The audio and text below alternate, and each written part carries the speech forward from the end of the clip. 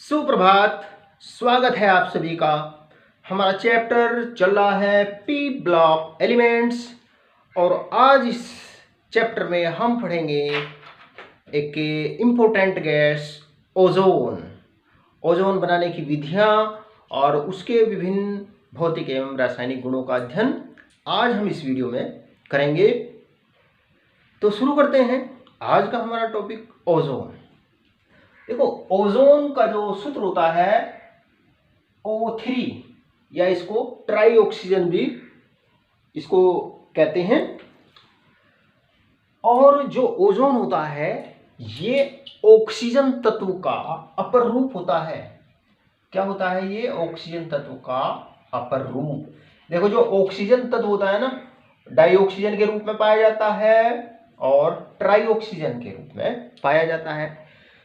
तो जो ओजोन है ये ऑक्सीजन तत्व का अपर रूप है और इसकी खोज 1785 में वॉन मैरम वैज्ञानिक ने इसकी खोज की थी। देखो, जो ओजोन होती है, ओजोन गैस, ये वर्ड ओजो से बना है। ओजोन वर्ड ओजो से बना है। इसका मतलब होता है आई स्मेल, मतलब मैं सूंघता हूं। ओजोन गैस की विशेष गंध होने की वजह से इसका नाम ओजोन पड़ा। देखो, जो ओजोन गैस होती है, ओजोन गैस हमारी पृथ्वी के ऊपरी वायुमंडल में समुद्र तल से लगभग 20 किलोमीटर की ऊंचाई पर सूर्य के प्रकाश में उपस्थित पराबैंगनी किरणों के प्रभाव से ऑक्सीजन के द्वारा निर्मित होती है। ओजोन गैस प्राकृतिक रूप से कैसे बनती है? ओजोन गैस हमारे पृथ्वी का जो ऊपरी वायुमंडल है उसमें बनती है। और कैसे बनती है? सूर्य के प्रकाश में जो पराबैंगनी किरणें होती है, अल्ट्रावायलेट रेज जो होती है ना, उनके प्रभाव से डाइऑक्सीजन से ओजोन का निर्माण होता है। पृथ्वी के ऊपरी वायुमंडल में ओजोन की जो सांद्रता होती है ना, वो अधिक होती है और वहां पर ओजोन जो होती है वो एक परत बनाती है। सांद्रता अधिक होने की वजह से पृथ्वी के ऊपरी वायुमंडल में ओजोन की एक परत है और ये ओजोन की परत हमारे भूपृष्ठ के लिए, यानी कि जो पृथ्वी की सतह है, इसके लिए एक आवरण का कार्य करती है और सूर्य से आने वाली जो पराबैंगनी किरणें होती है उनको ये सोख लेती है। पराबैंगनी किरणों को पृथ्वी की सतह तक आने को ये रोकती है। जो ओजोन लेयर होती है ये सूर्य से आने वाली जो पराबैंगनी किरणें होती है उनको अवशोषित कर लेती है, जिससे पराबैंगनी किरणें पृथ्वी की सतह तक नहीं पहुंच पाती। जो पराबैंगनी किरणें होती है ये जीवधारियों के लिए, पेड़ पौधों के लिए ये हानिकारक होती है। तो इस प्रकार जो ओजोन लेयर होती है वो हमें सूर्य से आने वाली जो हानिकारक पराबैंगनी किरणें होती है उनके प्रभाव से बचाती है। तो ओजोन कहां पर बनती है? पृथ्वी के ऊपरी वायुमंडल में समुद्र तल से लगभग 20 किलोमीटर की ऊंचाई पर ओजोन जो होती है ना, ऑक्सीजन से, जो डाइऑक्सीजन होती है, अल्ट्रावायलेट किरणों की उपस्थिति, अल्ट्रावायलेट किरणों के प्रभाव से डाइऑक्सीजन ओजोन में परिवर्तित हो जाती है। ये क्या है? ओजोन, है ना। और ये क्या है? डाइऑक्सीजन, या ऐसे कहेंगे ऑक्सीजन गैस। अब देखते हैं ओजोन का विरचन। ओजोन को हम किस तरीके से बनाते हैं? कृत्रिम तरीके से। ये समीकरण नोट करिए। अब नेक्स्ट अगला हेडिंग देखते हैं इसमें, विरचन।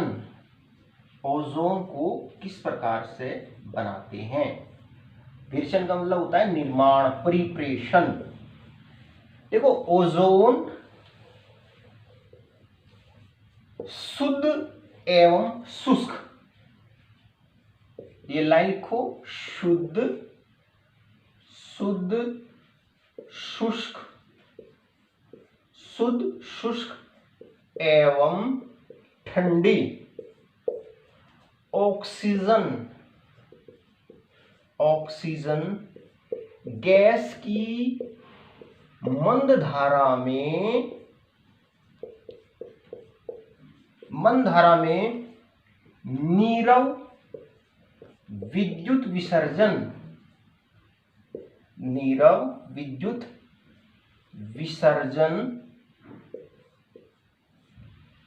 अंग्रेजी में बोलते हैं इसे silent electric, silent electric discharge, silent electric discharge, शुष्क, शुद्ध एवं ठंडी ऑक्सीजन गैस की मंद धारा में नीरव विद्युत विसर्जन प्रवाहित करने पर, प्रवाहित करने पर ऑक्सीजन, ऑक्सीजन ओजोन में परिवर्तित हो जाती है, ऑक्सीजन ओजोन में परिवर्तित हो जाती है। देखो जब शुष्क एवं ठंडी ऑक्सीजन गैस की मंद धारा में नीरव विद्युत विसर्जन प्रवाहित करते हैं ना, तो विद्युत विसर्जन के प्रभाव से जो ऑक्सीजन होती है वो ओजोन में परिवर्तित हो जाती है ना। और ये समीकरण लिखेंगे O2 3O2, O2 कहीं में बदल जाएगी O3 में, इसके 3 अणु ऑक्सीजन के कहीं में परिवर्तित हो जाएंगे, 2 अणु ओजोन में परिवर्तित हो जाएंगे। और ये एक ऊष्मा शोषी अभिक्रिया है। डेल्टा H का जो मान होता है, इसके लिए डेल्टा H का मान जो होता है ना, डेल्टा H का मान होता है 142 किलो जूल पर मोल, 142 किलो जूल पर मोल। तो किस प्रकार से बनाई जाती है ओजोन, ओजोन का निर्माण किस प्रकार से किया जाता है। शुद्ध एवं शुष्क एवं ठंडी ऑक्सीजन गैस की मंद धारा में नीरव विद्युत विसर्जन प्रवाहित करते हैं। नीरव विद्युत विसर्जन मतलब या बोलते हैं निशब्द विद्युत विसर्जन, मतलब विद्युत विसर्जन के समय किसी भी प्रकार की कोई आवाज नहीं होनी चाहिए, शांत विद्युत विसर्जन प्रवाहित करने पर जो ऑक्सीजन होती है ना वो ओजोन में परिवर्तित हो जाती है। और ये क्या है, ये एक ऊष्मा शोषी अभिक्रिया है। ये क्या है, ऊष्मा शोषी अभिक्रिया। देखो जो ऊष्मा एंडोथर्मिक रिएक्शन, एंडोथर्मिक, ये क्या है, एंडोथर्मिक रिएक्शन है। तो देखो जो ऊष्मा शोषी अभिक्रिया होती है ना, उसमें एंथैल्पी परिवर्तन का मान धनात्मक होता है ना। एंथैल्पी, क्योंकि ऊष्मा अवशोषित होती है ना, तो इसलिए जो एंथैल्पी परिवर्तन का मान होता है ना वो धनात्मक होता है। तो ऑक्सीजन से ओजोन के निर्माण का जो प्रक्रम होता है वो क्या बताया मैंने, ऊष्मा शोषी होता है। ऑक्सीजन से ओजोन के निर्माण का प्रक्रम ऊष्मा शोषी होता है। तो इसीलिए जब ऑक्सीजन से ओजोन का निर्माण करते हैं तो उसमें नीरव विद्युत विसर्जन का उपयोग आवश्यक होता है। अगर नीरव विद्युत विसर्जन साइलेंट नहीं होगा तो फिर ये जो ओजोन होती है ना, ये वापस ऑक्सीजन में इसका विघटन हो जाता है। तो इसलिए विद्युत विसर्जन के समय वातावरण जो होता है ना वो बिल्कुल शांत होना चाहिए, साइलेंट होना चाहिए, यानी कि नीरव विद्युत विसर्जन ऑक्सीजन में प्रवाहित होना चाहिए, तभी ऑक्सीजन जो होती है वो ओजोन में परिवर्तित होती है। तो जब ऑक्सीजन गैस की मंद धारा में नीरव विद्युत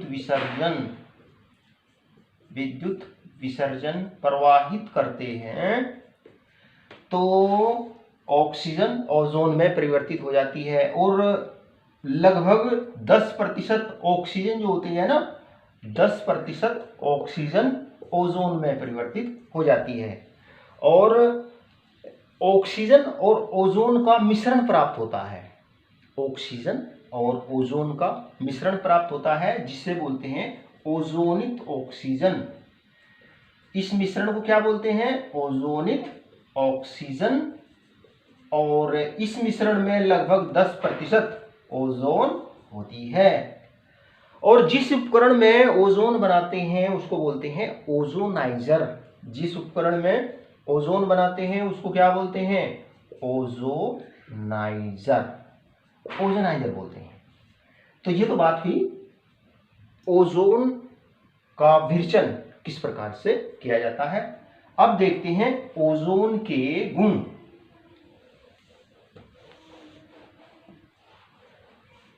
ओजोन के गुण, प्रॉपर्टीज।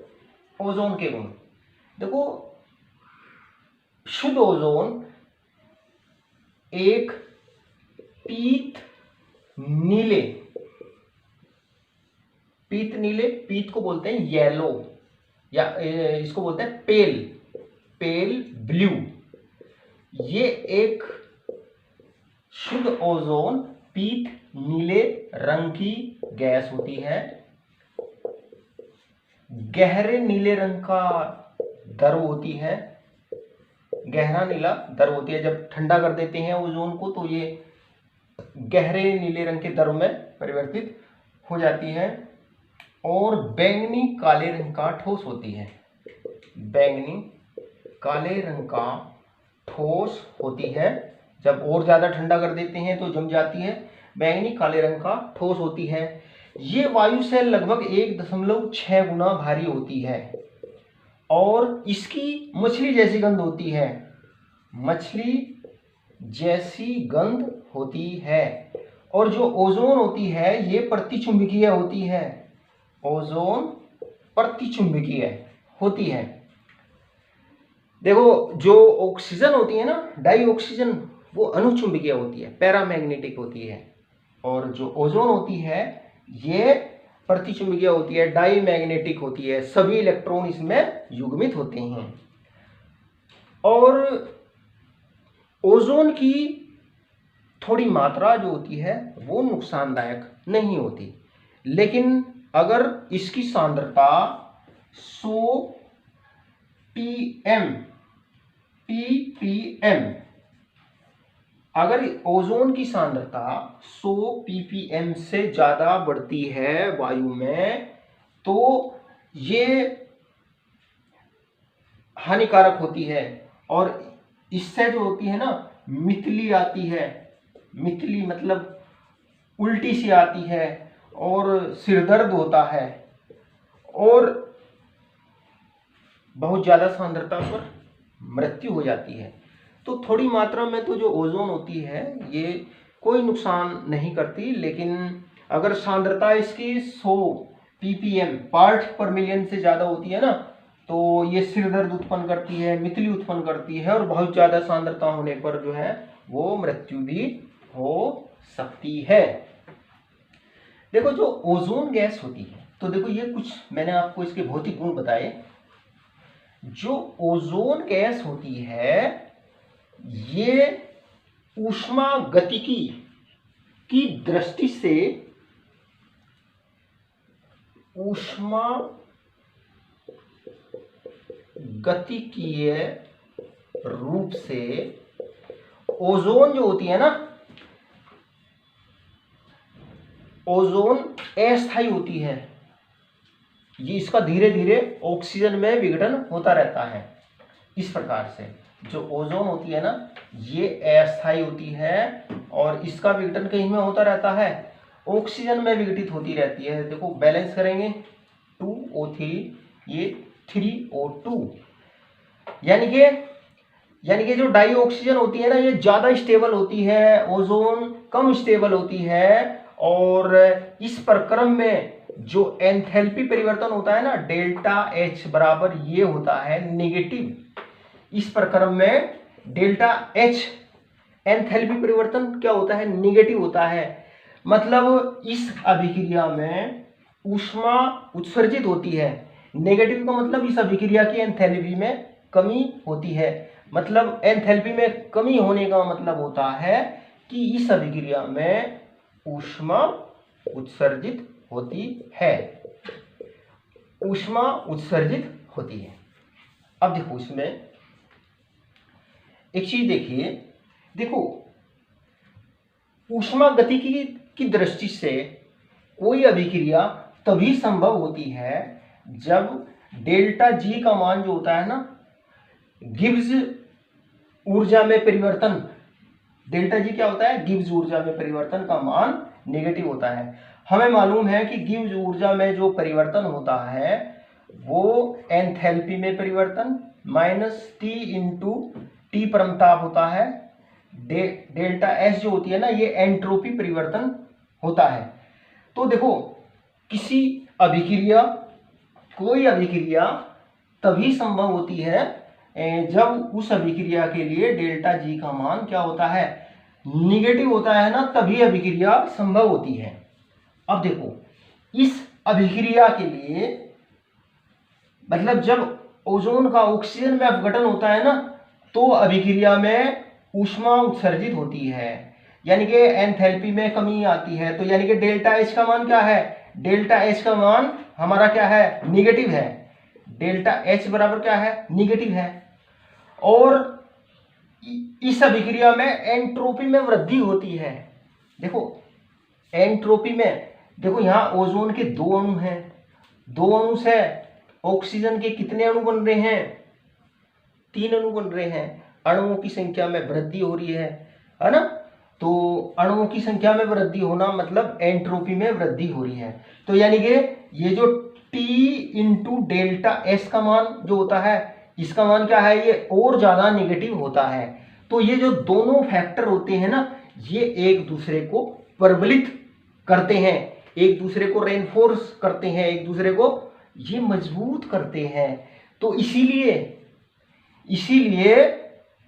इस अभिक्रिया के लिए, मतलब ओजोन का ऑक्सीजन में विघटन, इस अभिक्रिया के लिए डेल्टा जी का जो मान होता है ना, वो और ज्यादा ऋणात्मक हो जाता है ना।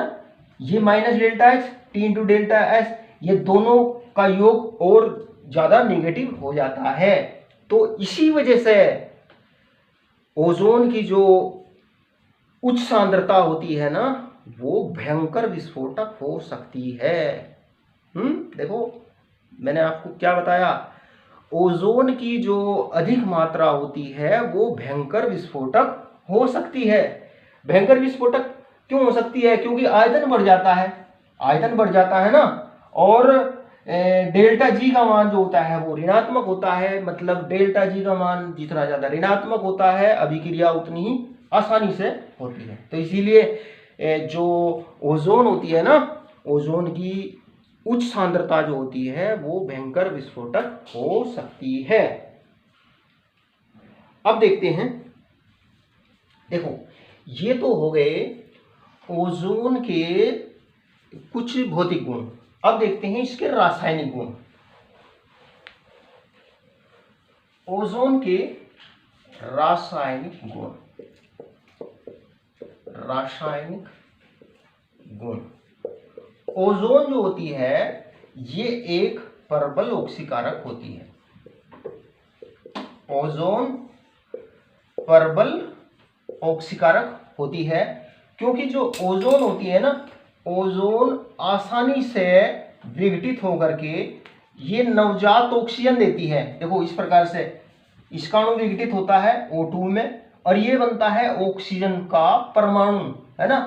ये परमाणुिक ऑक्सीजन एक अणु से प्राप्त होती है। ये जो नवजात ऑक्सीजन है ना परमाणु के रूप में, ये ज़्यादा रिएक्टिव होती है।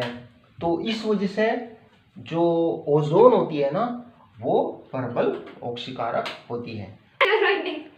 अब देखते हैं ओजोन के ऑक्सीकारक गुण।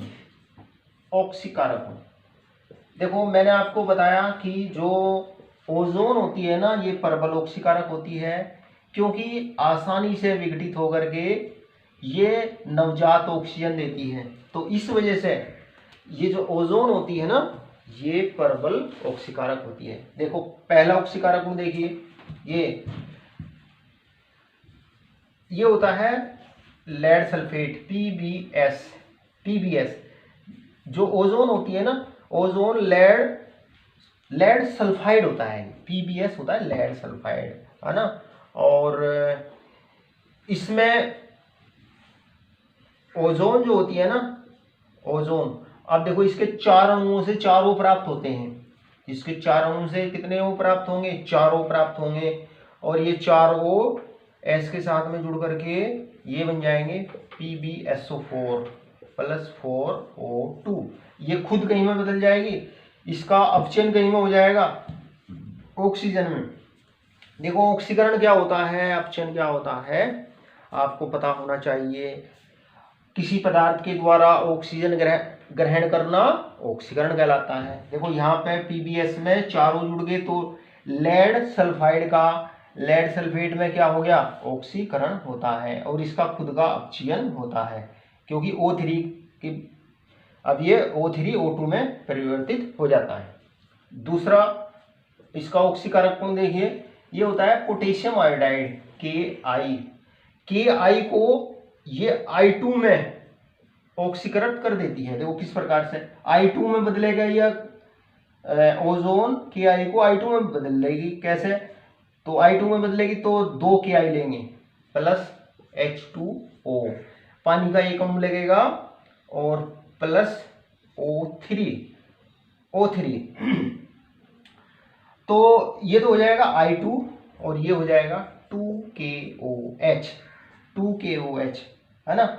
ये एक O इसमें से तो 2 O हो गया, 2H हो गया, तो 2KOH पोटेशियम हाइड्रोक्साइड हो गया प्लस O2।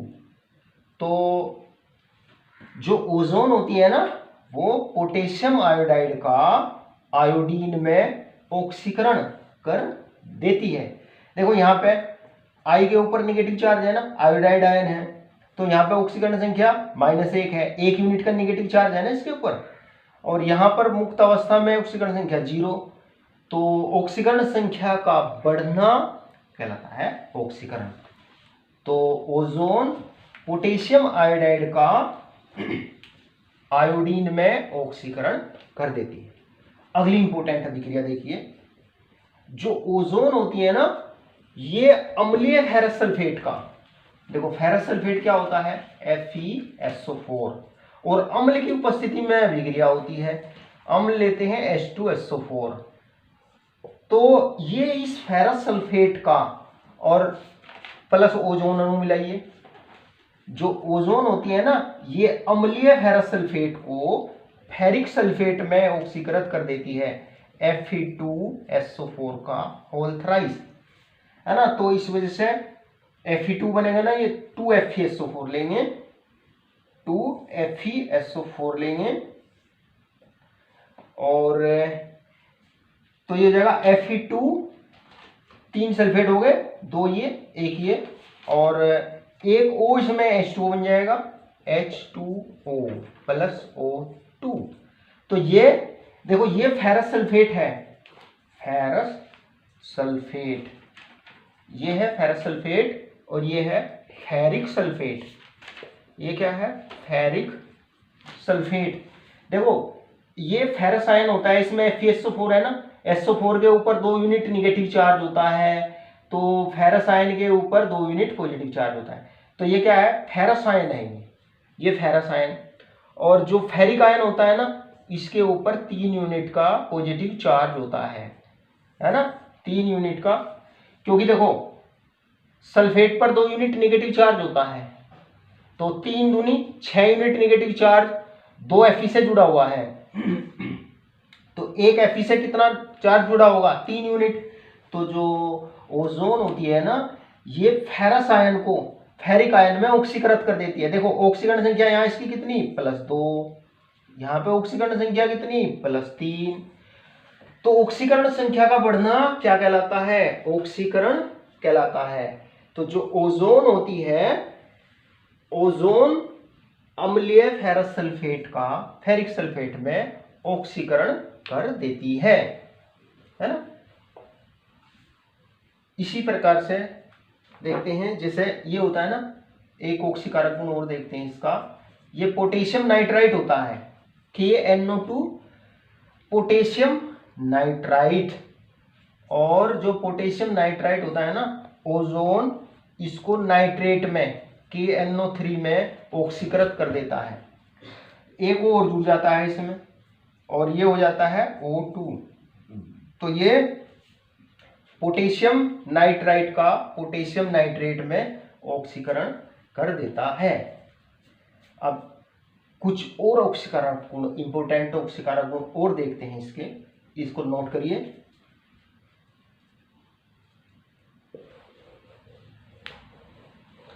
ध्यान रखो, जो ओजोन होती है ये एक प्रबल ऑक्सीकारक होती है। देखो ओजोन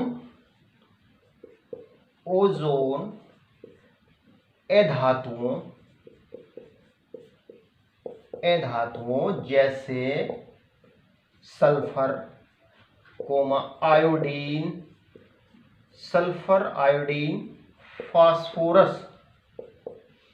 फास्फोरस को जल की उपस्थिति में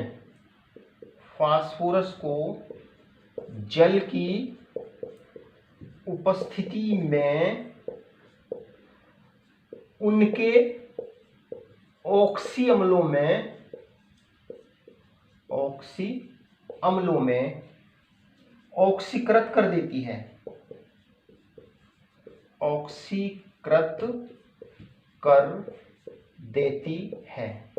देखो पानी की उपस्थिति में ओजोन सल्फर, आयोडीन, फास्फोरस को कहीं में ऑक्सी अम्लों में ऑक्सीकृत कर देती है ना।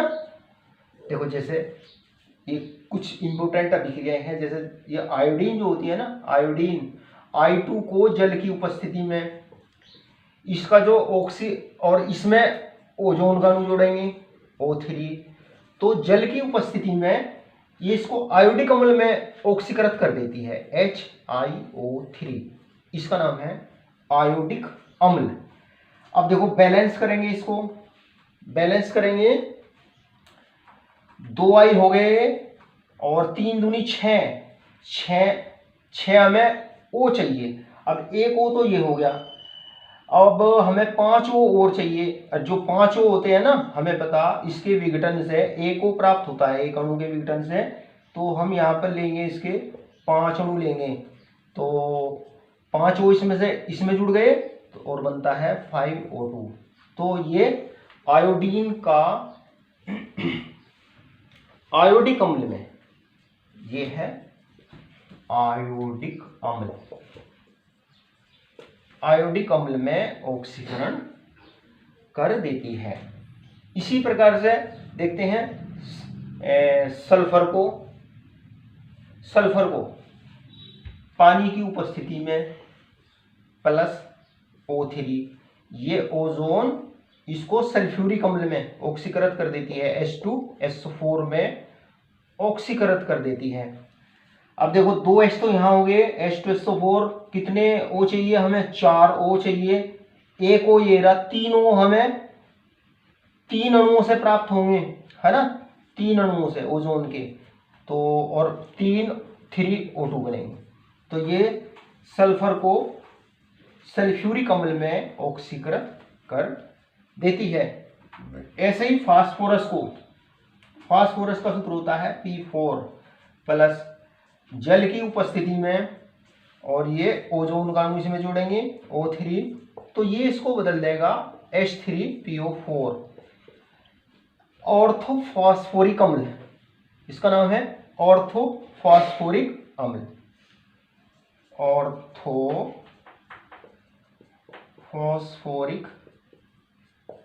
ऑर्थोफॉस्फोरिक अम्ल में देखो बैलेंस करेंगे, P4 है, इसके 4 अणु लेंगे, है ना, तो 4 3 12, 6 12 HAE में तो 6 H2O लेंगे।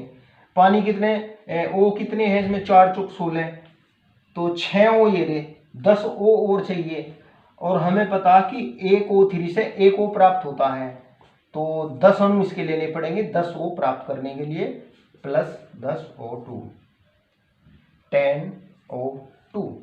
तो जो ओजोन होती है ये अधातुओं को जल की उपस्थिति में उनके ऑक्सी अम्लों में ऑक्सीकृत कर देती है। तो ये ओजोन के कुछ इंपॉर्टेंट ऑक्सीकारक गुण मैंने आपको बताए, इनको नोट करिए। तो ये बात हुई ओजोन के ऑक्सीकारक गुणों की। अब देखते हैं ओजोन का अगला रासायनिक गुण, विरंजक गुण। विरंजक गुण, विरंजक गुण देखो, ओजोन गैस प्रबल ऑक्सीकारक होने की वजह से ये विरंजन का कार्य करती है। जो रंगीन पदार्थ होते हैं ना, रंगीन पदार्थ को ओजोन जो होती है वो रंगहीन पदार्थ में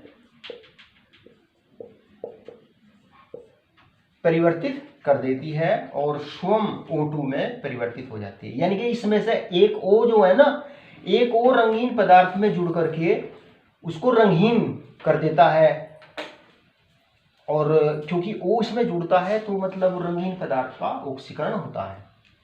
तो जो ओजोन गैस होती है ये रंगीन पदार्थों को रंगहीन पदार्थों में ऑक्सीकृत कर देती है। जैसे जो कोमल वस्तुएं होती है ना, कोमल वस्तुएं जैसे फूल, कपड़े, स्टार्च, तेल आदि वस्तुओं का ये विरंजन करने का कार्य करती है, इनका रंग उड़ा देती है ओजोन।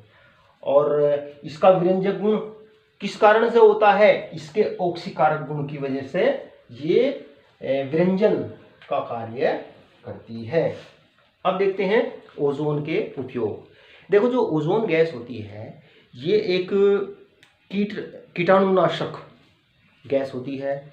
इसका उपयोग जल को कीटाणु रहित करके जल को पीने योग्य बनाने में किया जाता है। इसी प्रकार से जो सिनेमा हॉल होते हैं, हॉस्पिटल्स होते हैं, उनकी वायु को शुद्ध करने में ओजोन का उपयोग किया जाता है। कोमल वस्तुओं जैसे तेल, स्टार्च और फूल जो होते हैं, कपड़े होते हैं, उनका विरंजन का कार्य ओजोन करती है। ओजोन जो होती है ये भोज्य पदार्थों को सड़ने से बचाती है। इसके अतिरिक्त जो ओजोन होती है ना, पोटेशियम परमैंगनेट का जो निर्माण करते हैं K1O4 का, तो उसमें ऑक्सीकारक के रूप में ओजोन कार्य करती है। इसी प्रकार से ओजोन जो होती है ना, ओजोनाइड बनाने में इसका उपयोग किया जाता है। तो ये ओजोन के कुछ उपयोग हुए। अब नेक्स्ट अगला हेडिंग डालिए, ओजोन परत का अक्षय। ओजोन अगला नेक्स्ट हेडिंग, ओजोन परत का, वेरी इंपॉर्टेंट है, ओजोन परत का अक्षय।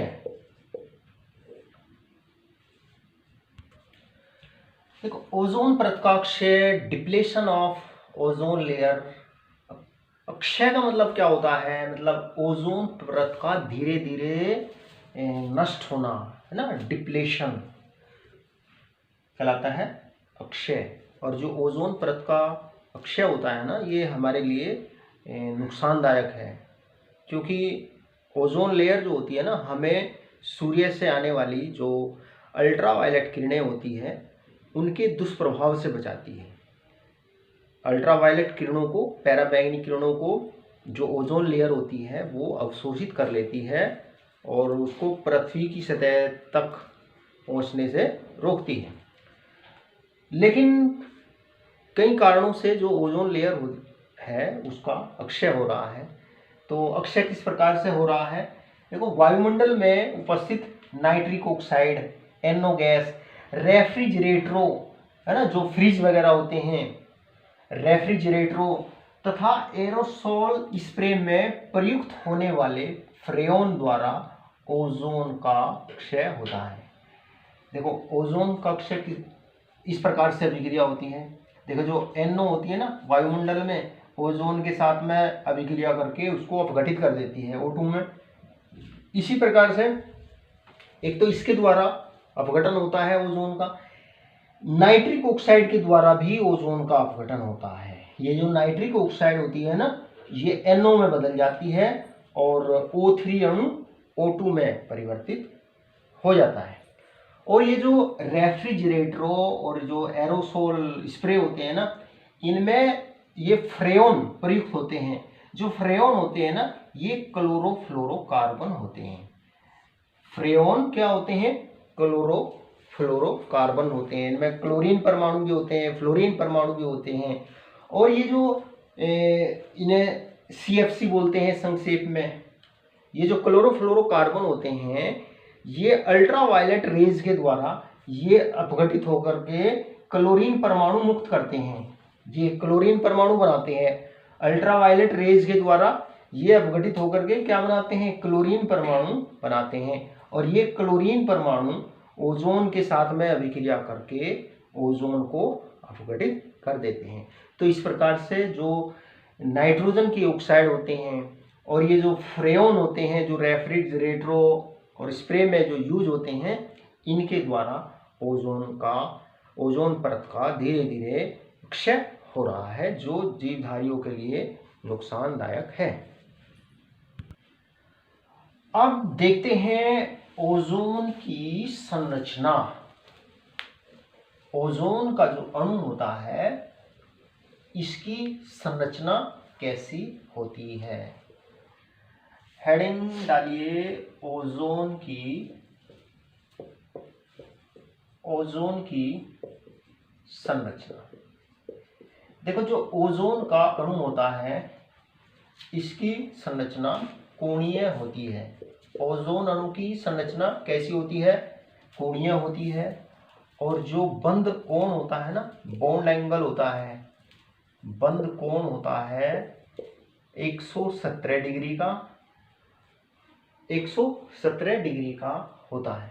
देखो, ओजोन को इस संरचना सूत्र के द्वारा प्रदर्शित करते हैं। ये ऑक्सीजन O3 होता है ना, O के बीच में डबल बॉन्ड, यहाँ पे ये एक उपसहसंयोजी आवरण। देखो, हमें पता जो ऑक्सीजन का परमाणु होता है ना, ऑक्सीजन का परमाणु क्रमांक 8, 2, 6, बाह्य कोश में कितने इलेक्ट्रॉन है? 6 में से 2 इलेक्ट्रॉन यहाँ लग गए।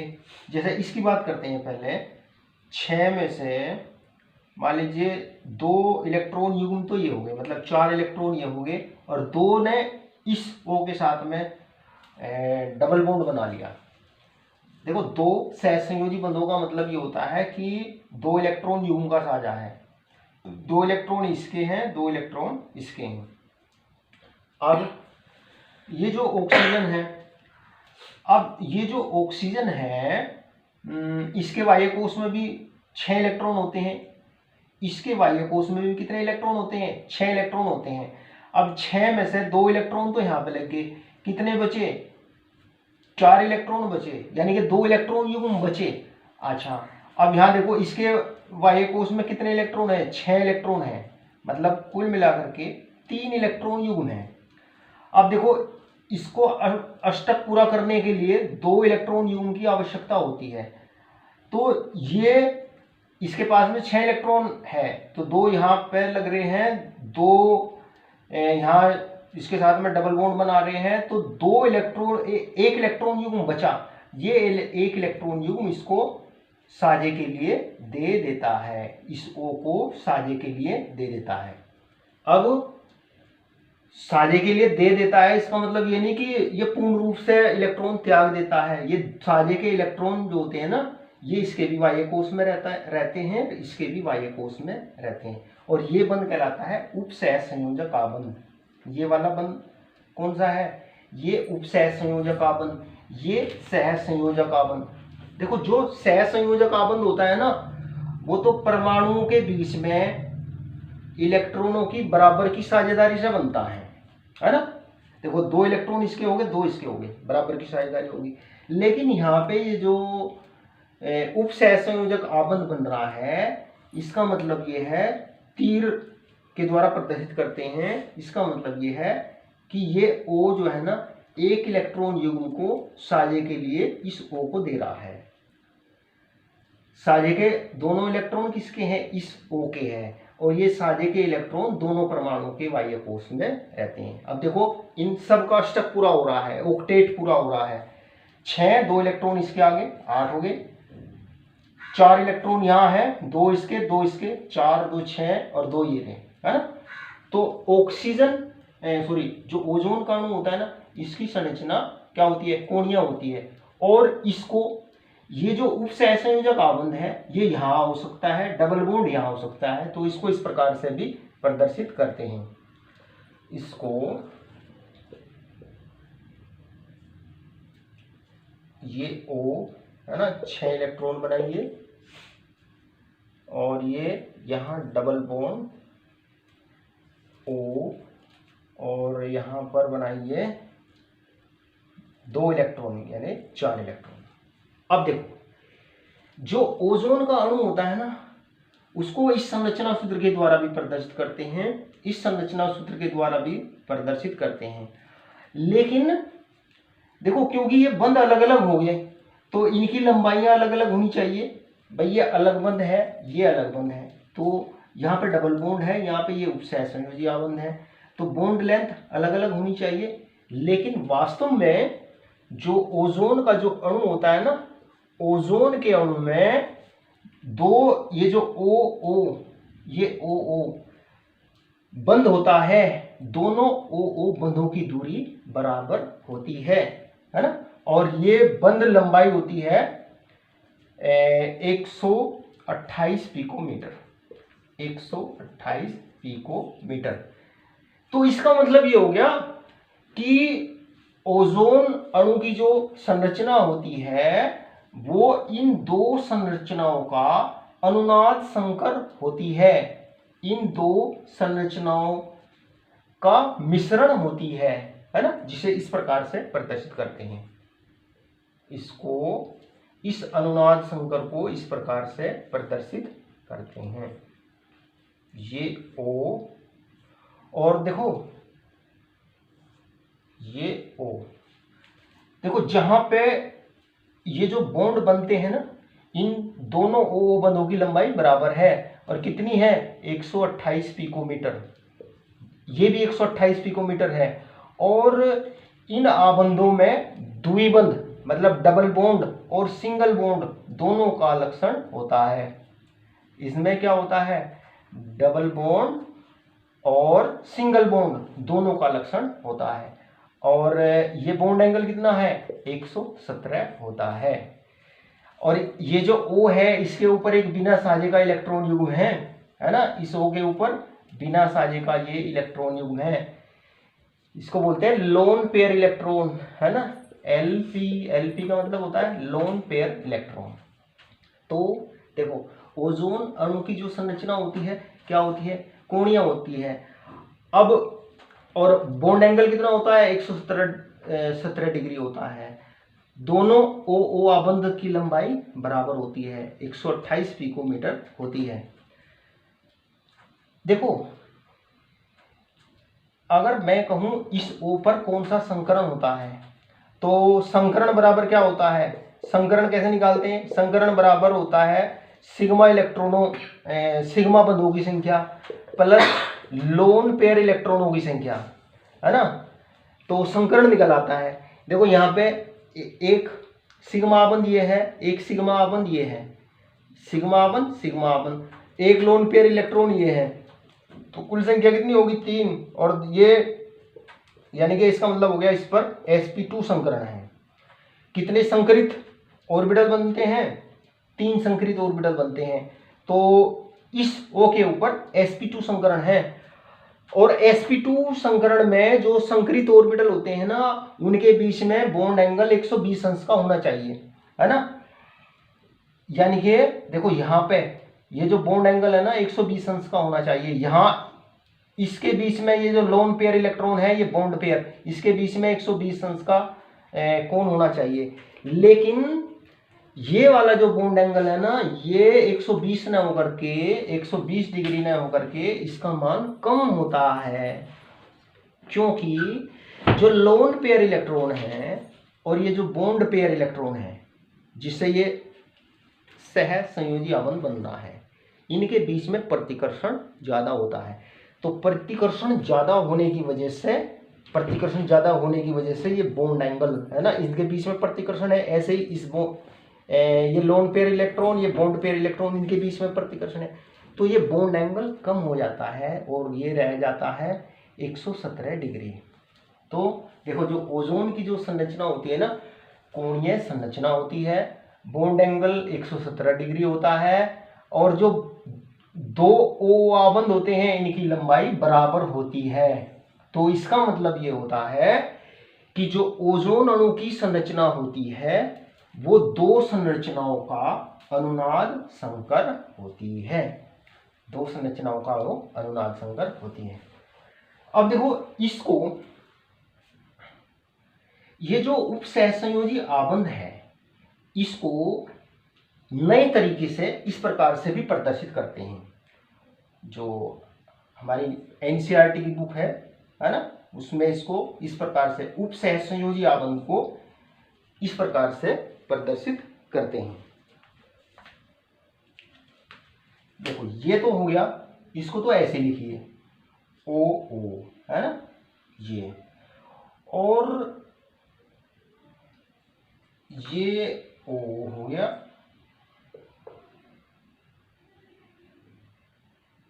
ये जो उपसहसंयोजी आबंध है ना इसको इस प्रकार से प्रदर्शित करते हैं। ये इस O के ऊपर पॉजिटिव चार्ज, इस O के ऊपर नेगेटिव चार्ज।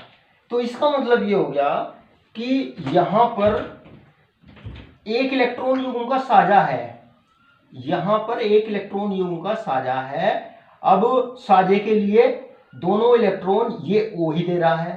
अब क्योंकि दोनों इलेक्ट्रॉन यही दे रहा है, अब क्योंकि अब इसका भी उसमें साझा है, इसका भी साझा है, तो प्रत्येक के हिस्से में, इसके हिस्से में कितना इलेक्ट्रॉन आएगा? 1 इलेक्ट्रॉन आएगा। तो इसके ऊपर नेगेटिव चार्ज दिखाते हैं, इसके ऊपर पॉजिटिव चार्ज दिखाते हैं।